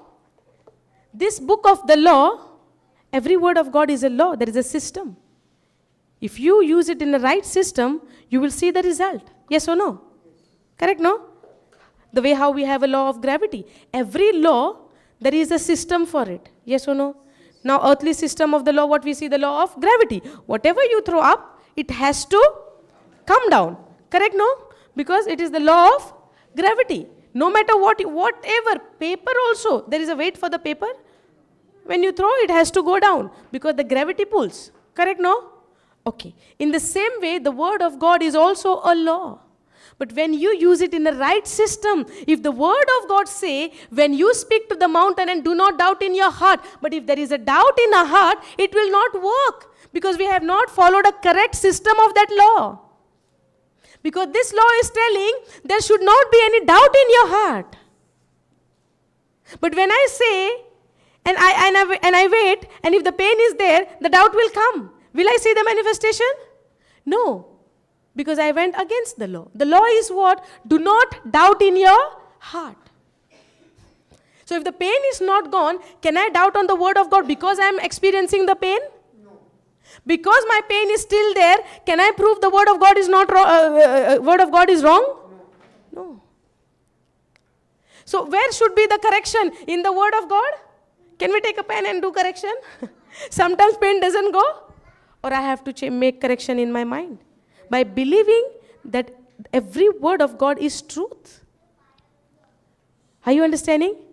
But for that, there is a way. And what is the way? This book of the law shall not depart out of thy mouth. The word of God should not depart from our mouth. When I sit in the class for maybe 1 hour, 2 hours, what I'm doing? I'm listening the word of God. I'm learning the word of God. The moment retreat gets over, we are going outside, maybe sometimes calling home, asking how is everything, and all of those things. Yes or no? Anybody's calling home and asking how is things and all? Nobody's calling home? Calling. For example, by chance, I'm just giving an example, okay? Maybe they say something like, a negative report, some problem is going on. What will happen? I have two choices. Whether to believe the problem is already sorted out in the name of Jesus, and I will speak to the mountain which is happening at home. It is not necessary you have to be in your house and you have to be there, lay your hands and they will be healed there. No. Jesus also showed us by seeing the life of centurion. When he said, Jesus, you speak the word and my servant shall be healed. So it's not that always laying the hand. It could be in any way, the way we see in Jesus' life. How he has performed. Yes or no? Related to the fig tree, how we see? He spoke to the fig tree. Physically we did not see, but we saw it on the other day. Yes or no? But that does not mean it died on the other day. It died at the same time. In the life of, in the example of centurion time, what we see?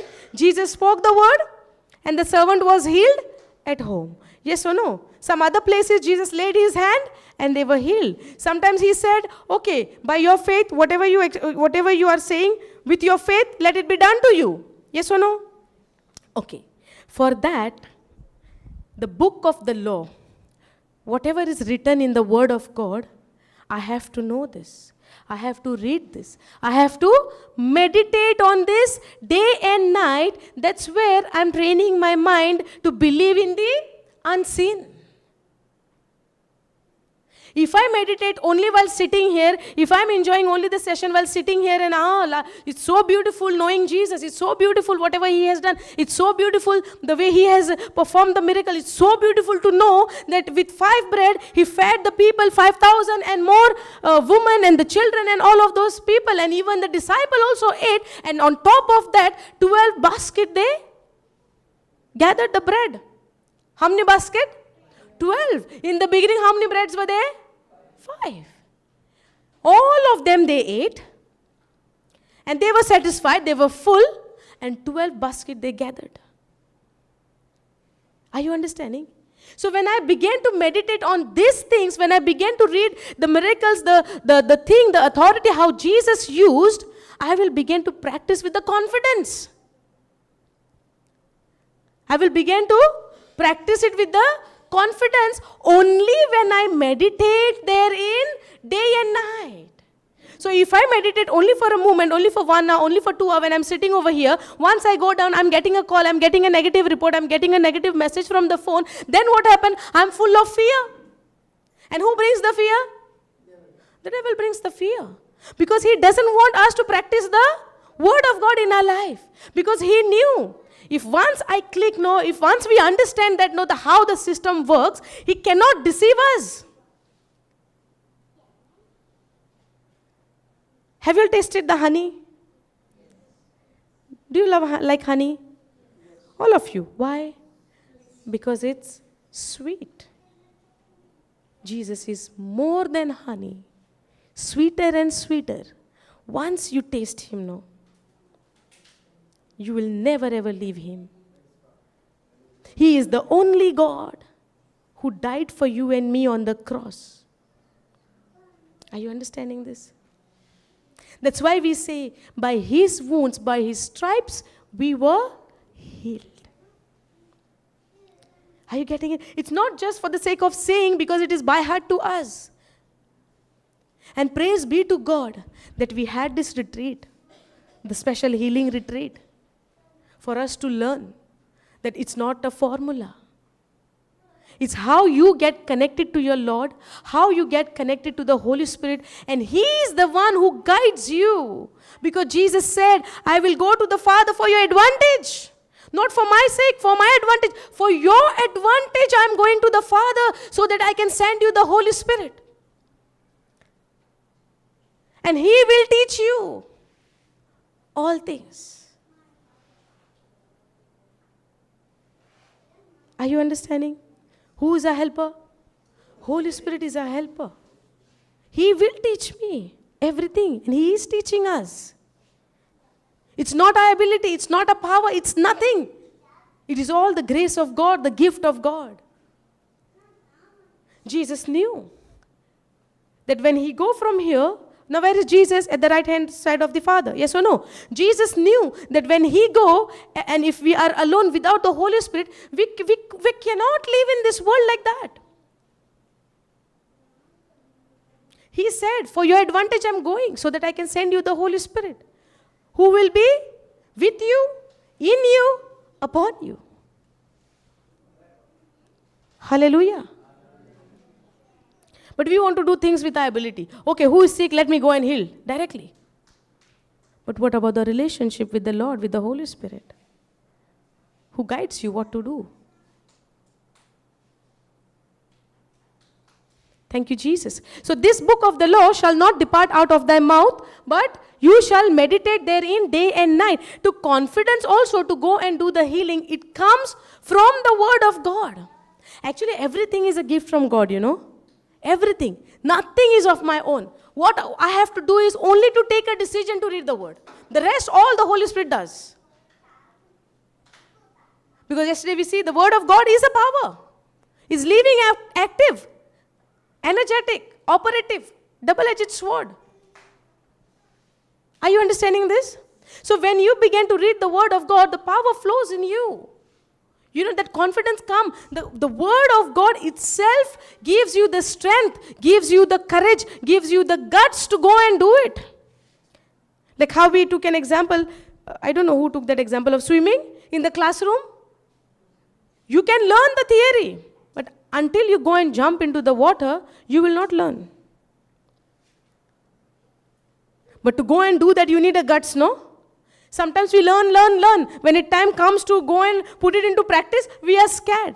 For example, in Mark 16:17, what we see, believers shall lay their hands on the sick and the sick shall recover. That is the last line. What is the first line? They will cast out devils, demons. So now I got the scripture. Now we will learn the scripture. I came from the healing retreat. Now I know how to use the authority and everything. The moment I see somebody is possessed with the demonic spirit and acting weird, can you go and lay your hand at that time? Because that was the first thing it is written, no? You will cast out demons. Then what happens? No. Laying hands on normal sick people I will do. Casting out demon, don't tell me. Because I'm scared. Because they are shouting, they are acting weird.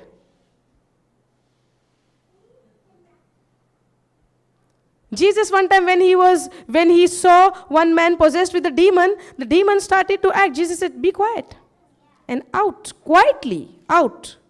With the authority. Because he was confident in his Father.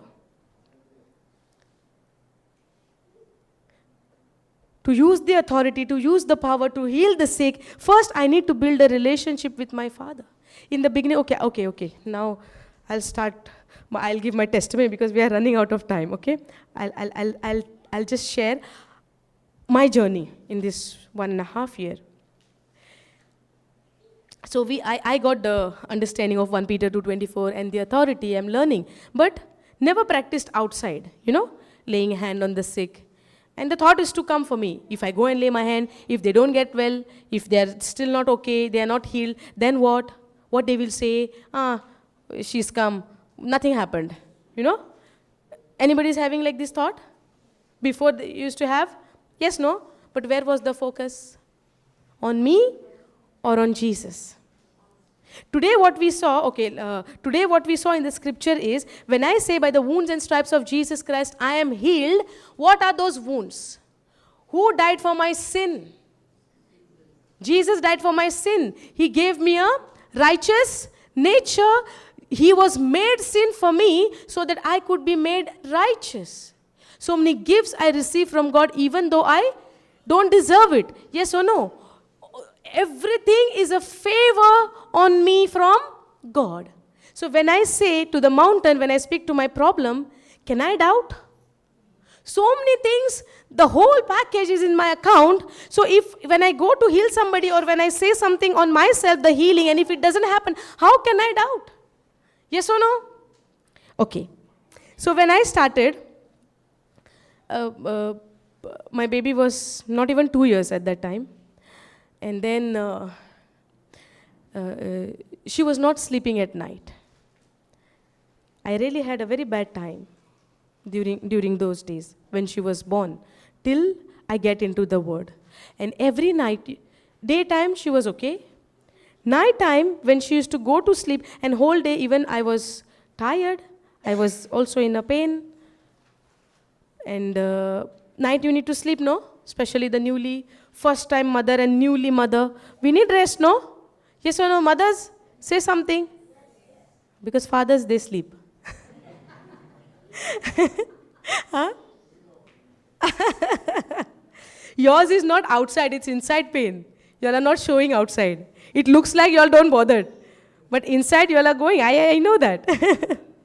Praise God. But we express feeling, no? The woman, yeah, you are sleeping, you doesn't care, you this, you that. We say that. But inside they also go through the same thing, maybe more than the mother. Praise God. Okay. So, she was not sleeping. Night time, when I used to put her to sleep, first of all, it's 11 o'clock like that. So, when I used to put her to sleep, and the moment I go to my bed and I lie down, and the sleep is just coming, I'm about to sleep and get the sleep, she used to cry. Cry in such a way, crying also, irritation, crying. I don't feel good to speak like this about my baby, but this happened. And I was so irritated in that situation. But now, praise be to God, the word of God transforms everybody. We will never be the same. But that time, I was really upset and I did not know how to handle this and all of those things. And I said, and what she used to do, she used to cry. Then I used to take her out from the cot, hold her, put her to sleep. And to put her sleep also, I am going left and right. If I don't do that, she is not sleeping. This left, right, my back is gone. And without doing this, she was not sleeping. So like that only days went. And one day it happened in such a way like I am tired. And I can't, even one night I can't do this anymore. I really could not. I could not do it. And then, in this time only, she fell sick. She got fever and cold. Then one of his cousin, he called her and he said, she is in the word. So he called her and he said, baby is not sleeping and this is happening. So she said, she gave some word. That time I was not in the word, no JCILM, nothing. Don't know anything. Dur tak koi nata nahi, like, I don't know anything about this. About the word, I mean. Then prayer was what? God, please do something. You don't have mercy on me? This was my prayer at that time. Didn't know my authority. Did not know who I am. I was telling God to do something. And He never did. But praise be to God. From some other way, He did something so that I will know the truth. So she said, you confess this, that she is washed by the precious blood of Jesus Christ. I remember. And that whole night, I kept her on my shoulder like this. I sat on the chair, did not sleep, and I said those words, she is washed by the precious blood of Jesus Christ. I remember this, I confess this. Whole night, she slept nicely, but I'm awake, no holding her. For me, no sleep. And then this, like days went. After that, okay, I will not go in detail, I'll just tell the testimony only of baby. Then after that, somehow I came to the word after a very long time. After that incident, maybe 5, 6 months, 7, 8 months, I don't know. So nearly to 1 year. Then I got introduced to the JCILM. I came for the word, and then I came to the word, and I was listening. After listening, the first thing what I heard is Mark 11, 23 and 24. Papa was preaching in Emerald Lawn. That day was the first day, and I heard it for the one time, and then second time I went, and that time after that there was a long gap. Then I fly to Mangalore, where there was retreat happening in discipleship for 3 months. So I got the last 10 days. So I went there, I got the word, I studied the word, I understood something new. This is something new, which I'm craving for. And after that, slowly, I started to, listen the teaching day and night. What the word of God says, Joshua 1:8, this book of the law shall not depart. The word of God shall not depart from your mouth day and night, but meditate therein, from your mouth, but meditate therein day and night. So if you don't listen the word of God, how can you meditate? Correct, no? If you don't listen, what you will meditate on? That she is not sleeping, and telling everybody she is not sleeping. And I used to tell everybody she is not sleeping. And so many things, small. And then I got into the word, listening to the word of God day and night, meditating on the word of God day and night. Sleeping time also put the headset and listen to the word and go to sleep. That was the lifestyle became. Slowly, I am learning, coming for the retreat as well, learning the authority. And now, when I understood the authority, speaking to the mountain, 1 Peter 2:24, and then Joshua 1:8, slowly, these are the common scriptures, how I started in the beginning. Not big teachings, like this, small. And then, because this is the foundation, this is the root. If root is not strong, how the tree will grow bigger and I will receive the fruit? Correct, no? So, as the days pass, I started practicing my authority in the house on my baby when she is sick, when she is not sleeping, when she have common cold, and on myself when I have common cold, and I started to see the result. But even though I started to see the result in my family, on my baby, on myself, I had some kind of, that pullback, you can say, to go and do it for others. No. When I say it on my baby myself, I see 100% result. I see she's getting healed. I see the result. But when to go and do it for others outside, whenever, the opportunity comes or that situation happened, there was some kind of thing like, maybe it doesn't happen, then what to do? What people will say? Maybe they will judge me. And then I continued my teaching. But as I was continuing on the word of God, there came a day when the team members, they called me, we are going for a house meeting. First time when I practice outside, okay? There is a house meeting in somewhere south, so you come with us. I said, okay. So I was sitting in the car, and then, the thoughts and thinking is coming in my mind. Today, when you will preach, you will speak the word, and you will demonstrate. You will, something is happening. This came in my mind. And I said, okay, but at the same time I'm thinking, if I do this, doesn't happen, then what? Is this a healing retreat? Yes or no? So is it necessary for us to know? When we share the testimony, we get ideas, how it happens. It's not necessary. The same thing will happen in your life, what happened in my life. Understanding? Okay. So I went there. And then when I got my, when I came forward to preach the word, I spoke to the word. And when I was about to finish the word, I said, those who have pain, come forward. And I'm wondering how this word came in my mouth. It is the work of the Holy Spirit. It is the work of the Holy Spirit. That's why we have to learn the word, study the word, have the relationship, and let the Holy Spirit take control of your life. He does the thing for you when you are ready. Because before that, I need to study, I need to feed myself with the word. Yes or no? I have to make the foundation strong on the word of God. Correct, no? So I preached little one or two, three scriptures, and then I said, those who have pain, come forward. So four, 5 people, they came, and the first time in my life, for me, practicing on outside is for the first time. In my house, I saw the result. If you tell me now also, I'm very confident. Now inside, outside also confident. Praise God. Thank you, Holy Spirit. That's the power of the God. Okay. So now, that time to do it outside for me, if I think and try to do it, I'll say, no, not now, next time, not now, next time. But suddenly, the moment I finished, I said, who have pain, come forward. 4 people, they came. Somebody said they have knee pain. Somebody said they have back pain. And somebody said cannot lift the shoulder. I mean the hand, because the shoulder pain. And then it happened, like I spoke about the cross, I spoke about what happened to Jesus, and then asked them to, that was like how sister said, it had actually became like a formula. But at that time, it worked for me, because I was really new in that, and I had no clue exactly how to do it. And then I spoke the word, and then 5 was there. 4 of them, one by one, they said, there was pain in the knee. And I said, okay, now you kneel down. He knelt down and he stood up and he said, there is no pain. Praise God. And I am like joyful. Praise God. Thank you, Jesus. When that happened, you get a confidence, right? You get confidence. Then the second person also, he said, okay, knee pain also. Then somebody back pain and the shoulder pain. 4 of them were healed. But there is one lady, she was not healed. One old elderly lady, okay. So she said, dukha.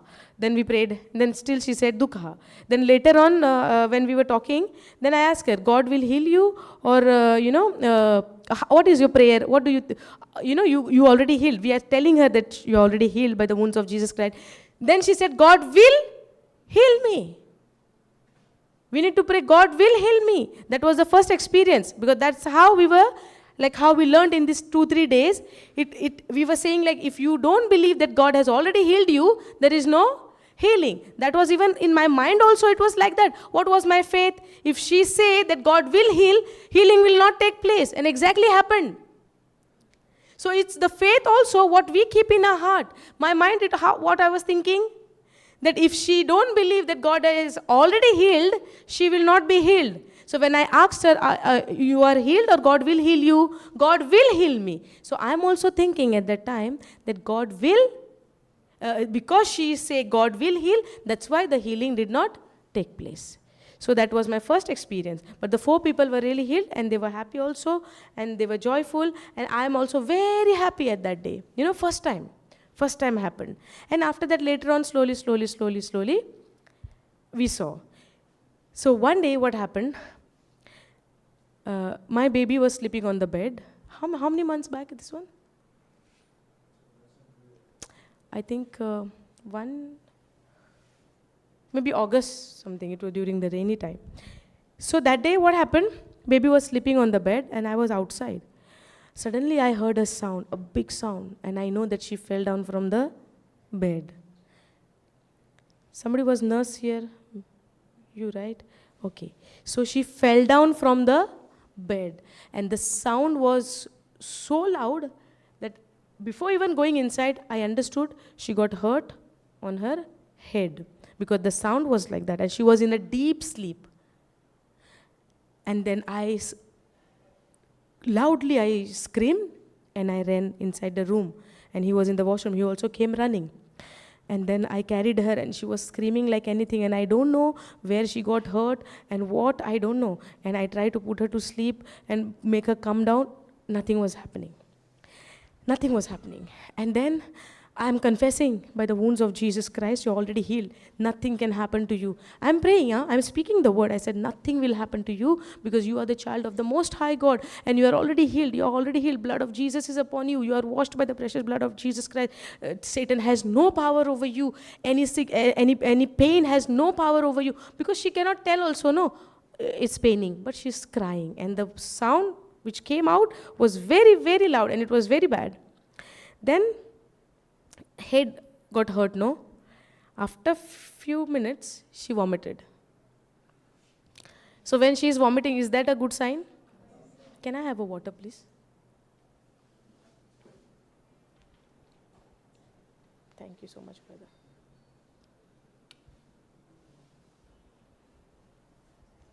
So she vomited. Is that a good sign? It's a bad sign. Yes or no? Then my heart from inside is like, now what? One side, 1 Peter 2:24. Another side, as a mother.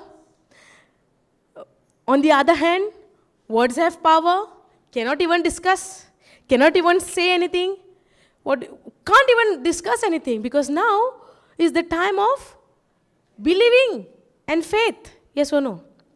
But for me, I feel like I'm breaking from inside.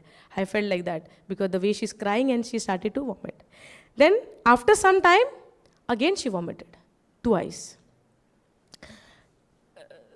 Then what should we do? What we should have done?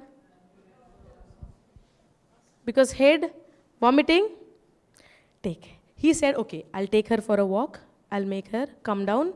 Then we'll come up. Then he took her and they went for a walk outside. And I'm in the house praying. I'm speaking to the Lord. Lord, nothing has happened to her.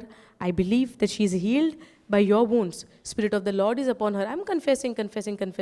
At the same time, I'm, you can say worried at that time because I could not control myself. I was really worried and I did not know what to do. He came home. After coming home also she vomited one more time. One more time she vomited. And now I'm not saying anything to him. I'm not confessing anything, but I opened my cupboard and I took out my clothes. So that when he see the cloth, he should understand that we should take her. So at least by looking at the action, he will get to know now what he has to do. And he told me one thing, keep your clothes back, go and get a glass of water. Those who are watching online, please wait till the testimony gets over, please. So he told me to get a glass of water. So I don't know what's his plan. Because I went, blank. Blackout. It's not working. Because the way she's crying and when she's vomited. He said, go and get a glass of water. I got a glass of water. He said, close the door, the room door. I closed the door. And then he said, now you pray, you say, with the authority and speak that this water is the blood of Jesus. And as my baby drink this blood of Jesus, it is healing to her body. And Satan's sickness, evil has no power over her because she drinks the blood of Jesus. I prayed and I gave her to drink. She drank that water. The moment he said pray and speak with the authority and command, just the way when Jesus commanded, when he changed the water into wine, in the same way he said, speak and speak that this water turn into the blood of Jesus and give it to her.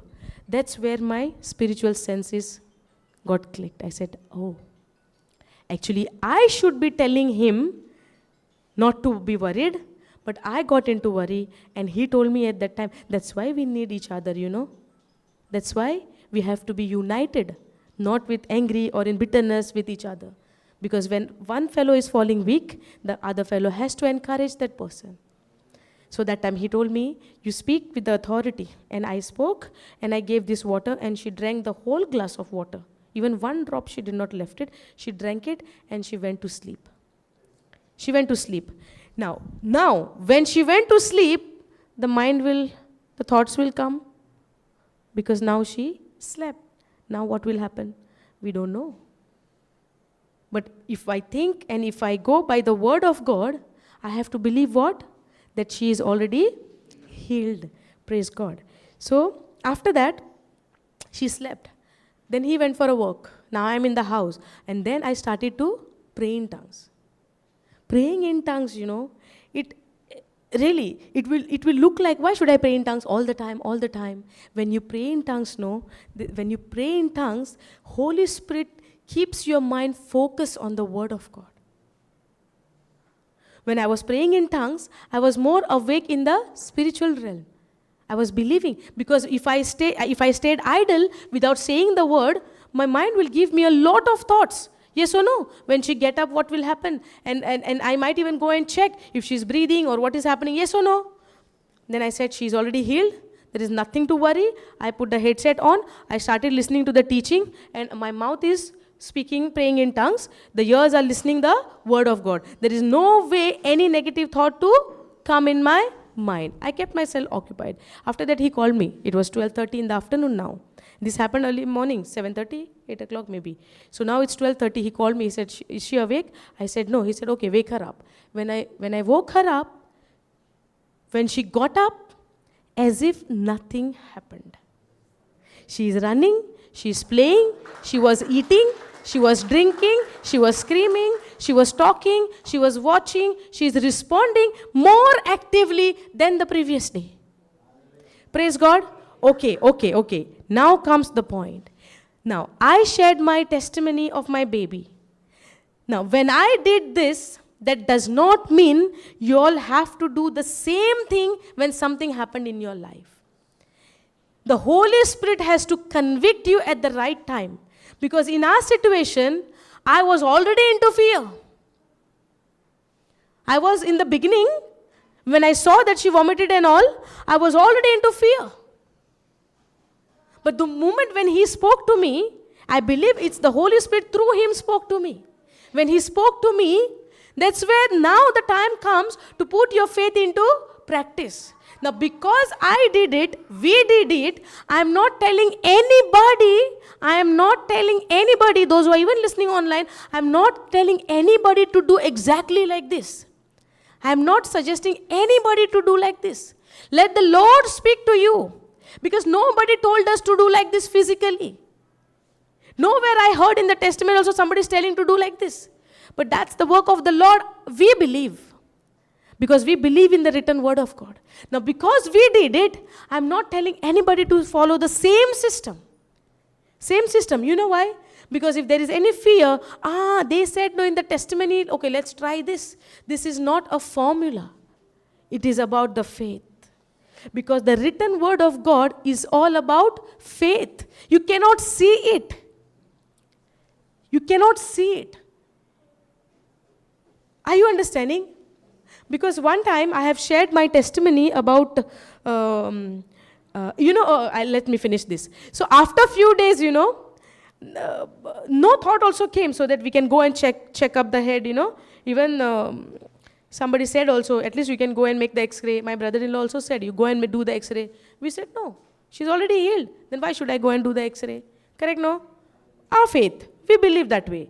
And till today, it's almost 7-8 months, nothing happened. Then later on, after a few days, he told me, when he had taken her for a walk, right, that time also she vomited so many times. That he never told me in the beginning.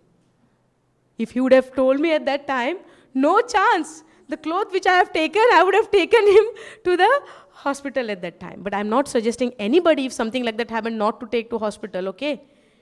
You all take whatever the Lord is speaking to you, you all do it. Just because we did not take, I'm not telling anybody not to take. Please don't get me wrong. Don't misunderstand. Because one time something happened. I shared one time about my testimony. I was having a thyroid issue. So when I got introduced to the Word of God, 1 Peter 1:23, when I meditated on it, when I ponder on it, the Lord, I got a conviction. You are not sick. You are born again. You don't have any sickness like forever. Because doctor has told me, forever you will have this problem. So when I got introduced to the Word of God, based on my faith, what level of faith I have in the Word of God, I stopped my tablet believing that I'm already healed. And it's almost now 1.5 years. Believing in the Word of God. When you are born again, you don't have genetic issues, you don't have like that, right? Because I'm born from above. So I stopped my medicine because I believe I'm healed. And I shared my testimony. Somebody somewhere heard this testimony, and that person was having a thyroid issue. So when she heard my testimony, listen to me very carefully. Those who are sleeping also listen. Those who are awake, listen. It's very important. So when she heard my testimony, that person heard my testimony, she also having the same thyroid issue. Because when I said, after knowing the word of God, I stopped the medicine, she heard the testimony and she stopped her medicine. Is that correct? That's why sister always say, you cannot go extreme. Because 1 Peter 2:24 says, okay, by the wounds of Jesus Christ, I'm healed. Let's not take the medicine. No. Nobody is suggesting in that way. It's the level of faith. The measure of faith you have, you will see the result in 30-fold, 60-fold, and 100-fold. Are you getting it? It's all about faith. And faith is something which we cannot see. So that person stopped the medicine, and I have no clue about it. So when I had gone to somebody's house for the house meeting, house visit, that time that person came to me and she said, I want to speak to you. I said, okay, tell me. Sister, one time you shared in your testimony. I said, what? That you had a thyroid, and then you believed in the word of God, and then you stopped the medicine. After hearing your testimony, I stopped my medicine. And the next day, my symptoms became worse. I was suffering. Are you getting it? Yes. So because we listen to the testimony, that does not mean I will stop my medicine. We need to grow in the word of God and really understand by the wounds. What is this wounds? By the stripes of Jesus Christ. What is this stripes? What is this wounds? Are you understanding? It's not because somebody is coming up and giving the testimony. Testimony, when we hear, it gives us courage to know Jesus more better. Not to stop the medicine, or not to say by not doing anything, I am already healed. Because they are healed, we are healed. It's not like that. We need to grow in the word of God and let the word transform me. I'm sorry I have taken your time. Hallelujah. Praise God. Thank you, Jesus. Hallelujah. Thank you, Jesus. Have you all understood? See, when we... Okay, let me finish. Just give me 2 minutes. When we learn the word of God, right? Let's not learn the word of God to learn it. Confusing? Yeah? Didn't follow? Let's not learn the word of God to learn it.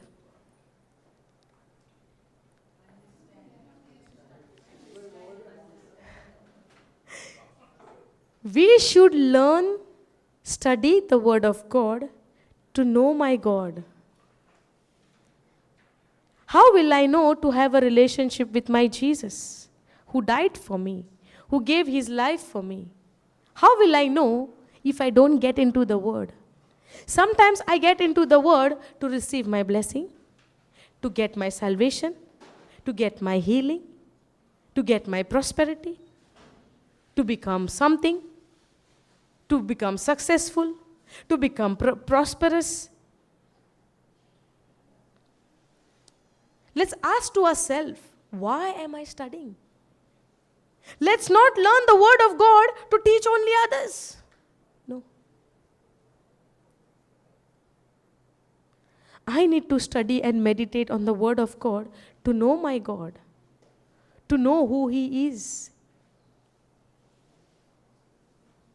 who came down on the earth to save me. And he did not just save me just like that. He died on the cross. And he told me, no matter how you are, no matter how many sins you have done, no matter how you have lived in your life, the way you are, I love you. And I died for you just the way you are. But after knowing him, after understanding his love, now I need to decide. Now I need to decide whether to accept his love or to leave him and go in another way. There are 2 reasons why I study the word. Just to have the knowledge or to have a relationship with him. But when you begin to have a relationship with him, the Holy Spirit is there to do everything. You don't have to do anything. You only have to study and meditate and ponder. That's what he said to Joshua. If you meditate on my word, if you speak my word, then you will keep the word. You will do according to that word, and then you will be prosperous and successful. We have no time to complete that. Maybe some other time. Hallelujah. Thank you, Jesus. When I say no time, they're clapping. It means what? Wind up, wind up. Today we took more half an hour. Just joking, huh? Those who have clapped. Brother, you? Hallelujah. Okay. Anybody has any question? Anybody has any question or understood? Understood in such a way, no question. Is it? Or tomorrow will come with a question? Hallelujah. Thank you, Jesus. Okay. Shall we all stand?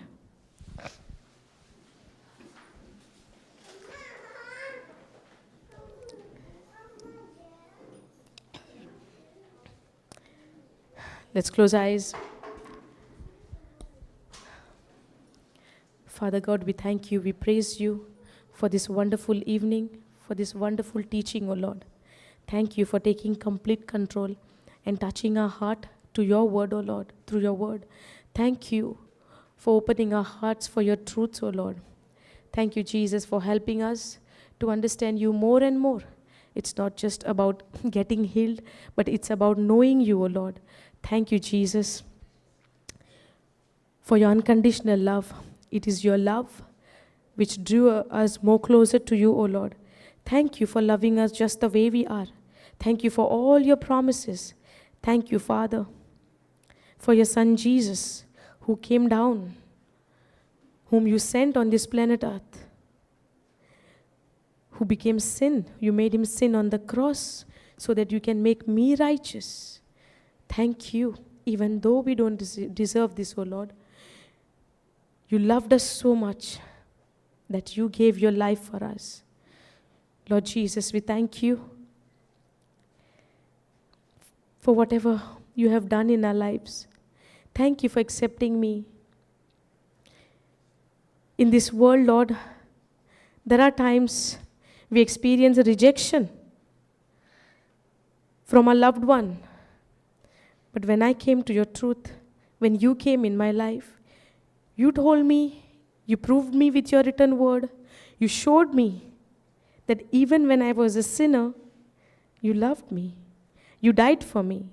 You gave your life for me. Thank you, Abba Father, for pouring your love in our hearts, where it was difficult for us to forgive others, to love others. But now when we know that your love is in our heart, flowing in our heart, thank you, Lord, for all of your goodness, for all of your kindness. Thank you for giving us the authority in your Son, Jesus Christ. And thank you for revealing us all your truths, O Lord, which was written in your word. And it was in the mystery where you have revealed it to us by the power of your Holy Spirit. As we have received your word, O Lord, help us to remain in it, to meditate on it day and night, and speak only your word. Holy Spirit, take complete control of our mind. Holy Spirit, take complete control of our heart, of our mouth. Allow me not to speak anything which is against the word of God, but only speak your word, O Lord, which will edify others. Thank you, Father, for making me blessings for many other nations. Thank you for choosing us as your children, as your son, as your daughter, and giving us all which belongs to you, O Lord. Thank you, Father.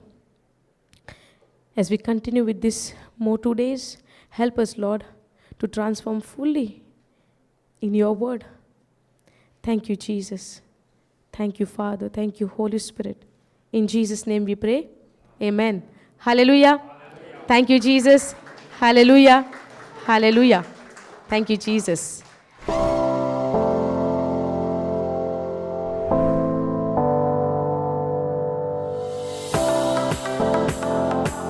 Maybe the devil would have lied you saying that you are a mistake, you are good for nothing, you are zero. Maybe the devil might be saying you are a victim, you are born in this family, you are born in this condition. Because of this, you are like this. But that is a lie. None of those things determines my future. My God determines my future. If God can do this in my life, God has plans for you. But will that plan automatically come into fulfillment? No.